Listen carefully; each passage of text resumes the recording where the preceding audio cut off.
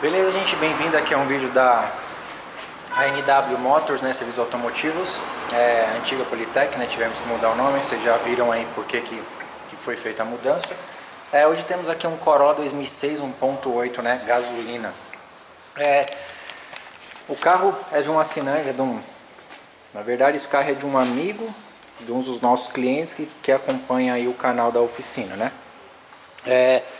Chegou aqui com aquele velho problema dos Corollas, né, falhando devido à parte de injeção. Aqui eles já foram limpos e equalizados, né? Estão com um pouco mais de 50 alguns, 55, 50, 52. Então eles estavam aí com a média de 30, né? Então 30 e pouquinhos, então deu aí uns 20 mililitros mais ou menos de melhora, né? O cliente comprou o carro aparentemente há pouco tempo. Tirando esse problema, né, ele pediu para que façamos aí uma revisão, né, óleo o carro, né, óleo de transmissão. O carro está com 184 mil quilômetros, né, registrado no painel. E vamos fazer aí, né, uma avaliaçãozinha bacana no carro, né, um Corolla. Os carros aí que são excelentes, né, esse daqui parece pelo farol de milha que é um SEG, deixa eu só ver se é mesmo. Não, esse é um XEI. Então é isso aí. Então vamos dar continuidade, né? A gente já fiz a equalização dos injetores. Eles estavam com esse jogo de vela, né? Aparente novos, mas sei lá, né? Nunca usei, nunca vi, né? Essas velas. Então, a princípio, vamos ver o que a gente vai fazer, se vai manter. Mas eu tenho uma NGK de teste aqui. E a gente vai fazer um teste também com a vela NGK. Porque como estava desequalizado e as velas eu nunca usei, não sei se são boas, então a gente vai equalizar e colocar aí um jogo de vela para teste, para ver se vai ter alguma diferença. Mas provavelmente vai ter, porque pelo jeito que está a vela ali não está num estado muito bacana em relação à queima, vamos dizer assim. Mas vamos funcionar ele aqui. E eu volto depois para falar o que resolveu nessa parte e o que vai ser autorizado posteriormente de trabalho aí nesse Corolla, beleza? Então até daqui a pouco. Beleza, gente? Bem-vindo aqui a uma atualização e finalização, né, de um Corolla 2006 com aproximados 184 mil quilômetros. Eu fiz, né, como eu fiz, o carro chegou falhando, estava falhando bastante, problema de ignição, né? Vela tava com uma marca que eu não gosto muito. Assim, para vela, né? Para as outras coisas funciona de boa. Então fizemos limpeza dos injetores, né? Fizemos equalização, foi feito limpeza de corpo, limpeza daqueles atuadores de marcha lenta, vários testes, né, que foram feitos no carro. E vou dar uma resumida, o carro não melhorava. Trocamos aquela válvula ele era fraco, né? Na verdade esse carro ele era fraco. Ele limpava, depois de tudo equalizado, ele limpava a partir dos 4 mil giros. Aí ele começava a ficar um pouquinho mais limpinho, né? Tipo, a aceleração ficava melhor. Alguns conhecidos, né? Algumas pessoas que trabalharam por concessionária me deram um toque dessa peça, né? Que ela estraga bastante, né? Tanto é que eles trocam bastante essa peça, né? O atuadorzinho lá que faz a variação. Tanto é que eu acho que ela já estava meio solta, porque na hora que eu puxei, né, essa peça saiu bem mais fácil do que essa. Então não era para acontecer isso, né? Então ela estava solta ou para quebrar, não sei. E com isso ele já deu assim, o que eu percebi, porque essa peça ela não faz nenhum tipo de desempenho em baixa rotação, né? Ela começa a atuar quando você começa a exigir mais do carro, onde ela faz o avanço pelo comando variável ali pelo VVTI, né? Que é uma válvula que abre e fecha a passagem de óleo para o VVTI. Ele já melhorou um pouco mais, porém ele ainda era ruim. Ele dava umas falhadas e lembrava muito a questão de ignição, né? De falta. Então foi feito os inúmeros testes. Esse carro está mais de uma semana aqui na oficina, né? O que era para ser teoricamente um serviço simples, né? Só injetor falhando, que é comum. O injetor dele estava... A tabela recomenda que esses injetores tenham uma média de 50 mililitros, né? Então com 5%, então 2 ml até uns 47 mais ou menos é uma coisa aceitável. Esse daqui estava com 38, tava um com 38 e os outros 3, se eu não me engano, com 42, 40, tava bem abaixo, né? Então foi feita a equalização de todos, né? Eu tirei algumas vezes porque, como assim, quando o defeito começa a persistir, então a gente começa já a partir para outras coisas. Então suspeitei que o bico estava gotejando, suspeitei do combustível do carro, apesar que o combustível não era dos melhores, a gente tirou um pouco, né? O cheiro era muito ruim, colocamos combustível de um posto que normalmente eu trabalho, e não mudou muita coisa. Ele deu uma melhorada quando trocou o combustível, porém, depois de vários testes, percebeu que não era tanto a questão do combustível. Tanto é que depois eu pus de volta no tanque e o carro funcionou. Depois que eu resolvi o problema, o carro funcionou. Aí foi para teste de bomba. A bomba dele tem que dar em média 3,8 a 4 bar de pressão, segundo o Dr. Iê. E tem que dar no mínimo 1,7 litros de vazão. Esse carro está com 1,4, 1,5. Então assim, a bomba não está 100%, ela já tem uma deficiência. Porém, não justificava o problema, porque era uma falha de saída, tipo um cortezinho, depois ele limpava. Então ele ia fazer isso toda hora. Em alta ele já ficava melhor. Depois disso, no caso as velas a gente substituiu. Fizemos testes das bobinas, medindo resistências tão baixas. Então assim, é um carro com 184 mil quilômetros, um carro com 12 anos de uso. Então ele é um carro usado, ele tá bom, vamos dizer assim, no geral ele tá bom, porém as peças não são mais como eram novas, é um carro já com uma quilometragem um pouco mais acentuada. Então a gente foi fazendo inúmeros testes, testa isso, mede aquilo. Foram aí a semana praticamente só no carro, porque a gente queria resolver o problema, né? Então a ideia é essa. E fiz o teste também de compressão do motor, né? Ele estava aí, tá um pouco, não tá o que manda a tabela, mas está dentro do aceitável, né? Então ele tem aí também, isso é normal pela quilometragem do motor. Isso ainda quando você pega um carro popular com menos quilometragem, costuma dar mais problema e mais diferença de padrões de medições do que esses motores japoneses, né? Então vai daqui, vai de lá, então vamos resumir a história, né? E acabamos chegando, né? Tinha um conhecido nosso que eu tinha algumas peças sobressalentes também desse carro, né? Eu tinha uma sonda que não estava tão boa, mas funcionava. Eu tinha uma bomba de combustível, né, que foi trocada do Corolla, porque foi trocada porque também estava com 1, alguma coisa de vazão, sendo que o mínimo é 1,7, a média é 2,4, 2,5, dependendo aí quando a bomba está em plena potência, né? Então eu tirei a outra, coloquei o mesmo defeito. Sonda também tinha uma, a gente colocou. Depois conseguimos aí chegar à conclusão de que o que estava ruim no carro, depois de inúmeros testes, o fluxo de ar, né, o sensor MAF, ele estava, por algum motivo, ele queimou. Ele parou e dava todos aqueles problemas que, enfim, né, resultava aí numa falha de ignição, falta de combustível.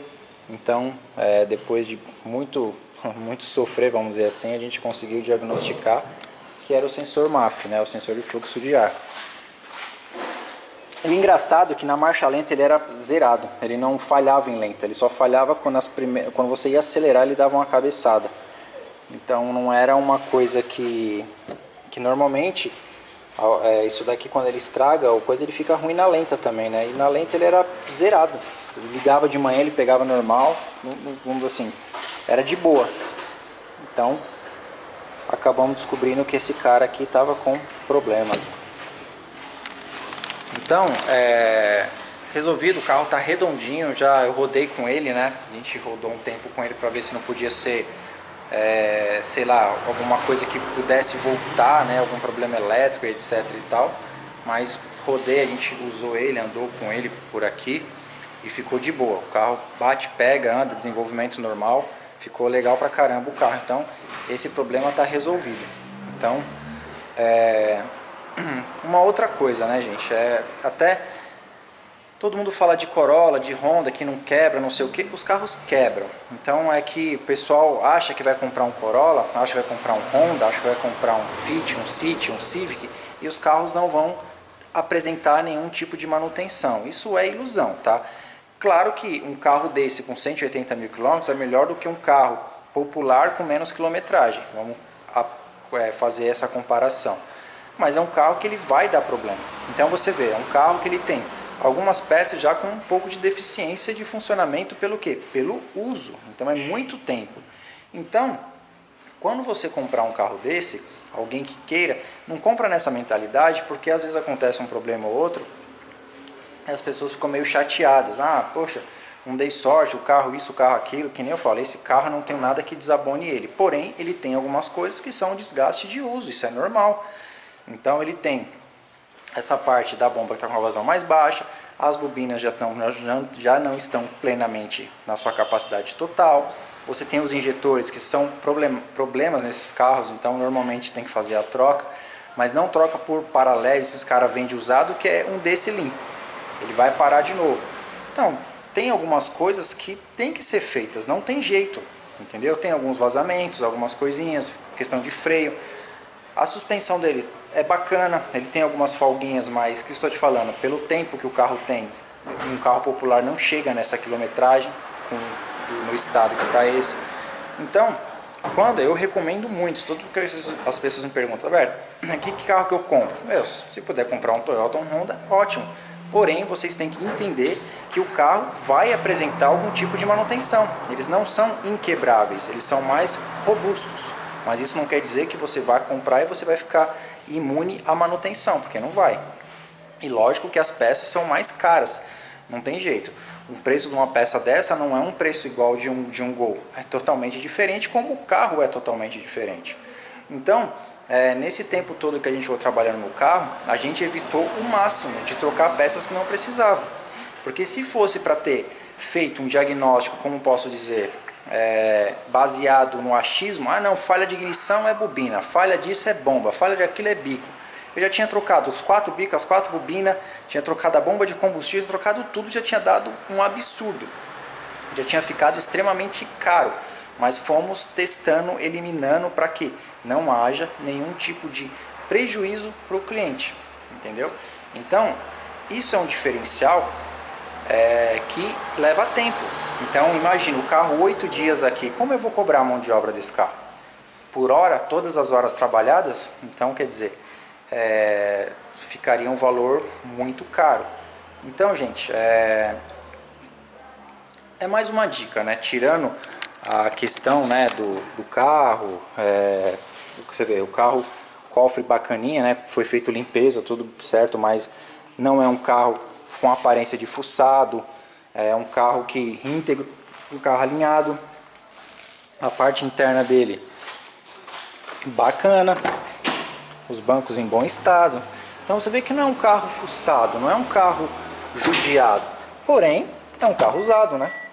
Então vamos ter esse bom senso de entender algumas coisas, né? Porque eu vejo muita gente, né? O pessoal vem bastante, vou comprar um Honda, vou comprar. Então, quando vocês forem comprar, olhem o carro, levem a uma oficina, façam uma avaliação no carro, porque como eu falei, as peças, o custo de manutenção desses carros são mais caros, mas isso é porque é do carro, ele é um sedã médio, ele não é um carro popular. Então é isso aí, gente, na verdade só esse aqui dos Corollas acabou, que a gente já mexeu aqui, foi o que deu um pouco mais de trabalho, né? Mas isso faz parte, né? Acho que a mecânica é isso. Então uma hora umas coisas são mais rápidas, outras são mais demoradas, outra hora você acerta de primeira, outra hora você tem que trabalhar um pouco mais, mas não importa, o que importa é o resultado final. Então o carro já está funcionando, ele estava com a direção meio ruim, meio torta, né? Então a gente pediu para fazer o alinhamento e balançamento das rodas dianteiras, né? Uma coisa também que pelos sintomas também, né? A gente fala que parecia um sintoma de motor, um sintoma de cabeçote, né? De válvulas que não estavam vedando. Então, tudo isso porque até quando eu conversei com o cliente, né, eu passei para ele, pode ser uma coisa simples ou uma coisa mais cara. A gente só consegue descobrir testando e medindo. Então, mas agora o carro está funcionando de boa. Então é isso aí, gente. O vídeo ficou um pouco fora de um contexto de mecânica, mas para poder também orientar, às vezes, pessoas que estão querendo comprar um carro diferente, né? Partir com uma linha japonesa, um Honda, um Toyota, ou qualquer outro carro de linha importada. São carros melhores, porém é mais para que as pessoas entendam, né, um pouquinho que são carros que também apresentam manutenção. Então, aí mesmo que o ex-dono fale, eu tenho o carro há 10 anos, nunca me deu problema. Você pode comprar, no outro dia fundir o motor, como já aconteceu comigo. Eu comprei um carro de um conhecido, mas não foi nenhum tipo de maldade dele. Eu comprei o carro, passou 3 meses, começou a piscar a luz de óleo e o motor fundiu. Ele já estava com o carro acho que uns 3 anos mais ou menos. Era um Corsa 1.8. Então eu vou fazer o quê? Vou lá brigar com o cara, falar que ele me vendeu? Não, porque eu conheci o carro, eu avaliei o carro não tinha nada, simplesmente de um dia para a noite ele resolveu. E não era borra, não era nada. O que aconteceu com o carro? Foi um desgaste no colo do virabrequim. Segundo alguns pessoal de Retipo, fala que é um pouco normal nesses motores da GM. Então, o que eu fiz? Arrumei o carro e pronto. Então é isso aí. Então é isso, gente. Vou finalizar aqui. Muito obrigado, agradeço demais a todos. Caso vocês queiram entrar em contato com a oficina, tem um e-mail aí na descrição do vídeo. Mandem seus e-mails. Normalmente não é respondido muito rápido, assim, porque tem os carros da oficina, então a gente tem os carros trabalhando, então tem que cotar peça, tudo. Então a gente monta, você manda o que você quer que seja feito, mas por favor não me mandem, meu carro está com 50 mil, quanto custa, porque não dá para saber o que precisa fazer. Então para isso tem que fazer diagnóstico, tem que deixar o carro aqui, a gente faz o levantamento e faz o diagnóstico e passa o orçamento. Sendo aprovado, ótimo, caso não, será cobrado a hora de diagnóstico. E a gente passa só valores de mão de obra, tá, gente? Então peças a gente só faz cotação quando os carros estão já em trabalho, beleza? Então, muito obrigado e até o próximo vídeo.